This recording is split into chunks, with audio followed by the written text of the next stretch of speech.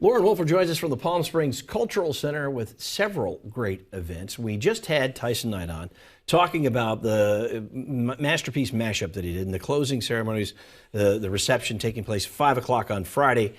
And he failed to mention that you're going to be screening one of his documentaries. Yes, so it's 6 o'clock Friday is the closing reception, and then at 7 o'clock we are screening his short documentary, Art of Hustle, Homeless Street Artist. So a lot of folks don't know that in addition to being an amazing artist, that Tyson's also a filmmaker. At the opening of the gallery, we showed his first documentary, Art of Hustle, and then we're showing The Homeless Street Artist, which is this really inspiring story about a homeless artist that was able to keep creating art and kind of connecting with his humanity that way.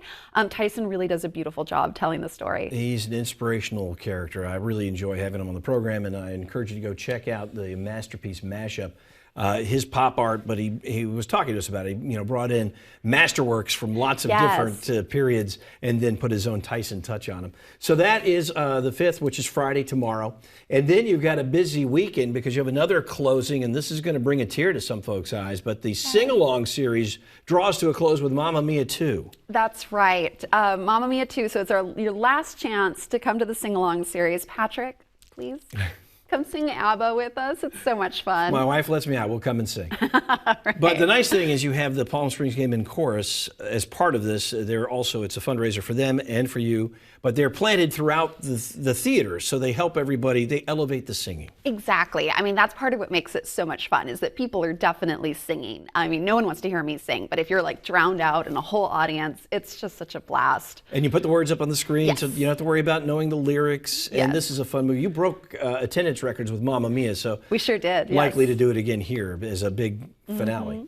Same evening, you're kicking off a brand new film series, or continuing a film series, a brand new director, Wes Anderson, and you're, I know, a big fan. Yes, personally, I am a huge Wes Anderson fan, so I am so excited. So this is the August portion of the Palm Springs Rewinds film retrospective series.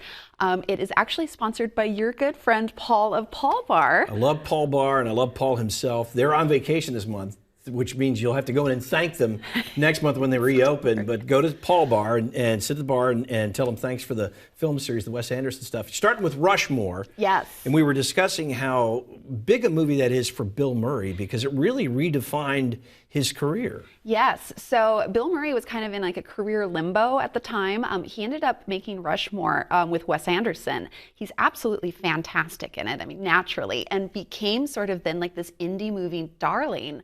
He's been in literally every Wes Anderson film ever since. But if you're a Bill Murray fan, I think, and you haven't seen Rushmore, or even if you have seen Rushmore, come check it out because it is such a career-defining film for him. It really is, and he's such a quirky individual, obviously hilarious.